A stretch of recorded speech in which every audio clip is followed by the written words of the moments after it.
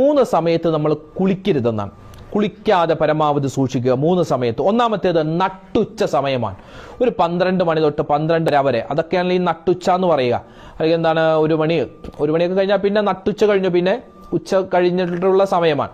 അപ്പൊ ആ ഒരു ടൈമിൽ പരമാവധി കുളിക്കാതിരിക്കാൻ ശ്രദ്ധിക്കുക. കാരണം എന്താണ്, ആ സമയത്ത് പിശാചിന്റെ വിളയാട്ട സമയമാണ്.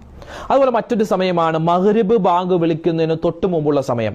അതുപോലെ മൂന്നാമത്തെ സമയമാണ് ഇശാ മഗ്രിബിന്റെ ഇടയിലുള്ള സമയം. അപ്പൊ ഈ മൂന്ന് സമയത്ത് നമ്മൾ പരമാവധി കുളിക്കാതെ ബാക്കി സമയത്തേക്ക് കുളി പിന്തിപ്പിക്കലാണ് നല്ലത്. പിന്നെ ചില ആൾക്കാർക്ക് ഈ സമയത്തേ കുളിക്കാൻ പറ്റൂ. ആ സമയത്താണ് എന്ന് വെച്ച് കുളിച്ചു എന്ന് പറഞ്ഞ് ഇപ്പൊ എന്തെങ്കിലും പ്രശ്നമുണ്ട് എന്നല്ല. കൃത്യമായി ആ കുളി അങ്ങനെ ആക്കിയാൽ, കുളിക്കുന്ന സമയം നിത്യമായിട്ടും ഉച്ചക്കാണ്, നട്ടുച്ച സമയത്തെ കുളിക്കൂ.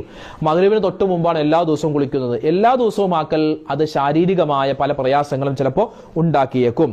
അതുകൊണ്ട് ഈ സമയം ഒഴിച്ച് ബാക്കി ഏത് സമയത്ത് നമുക്ക് കുളിക്കാം.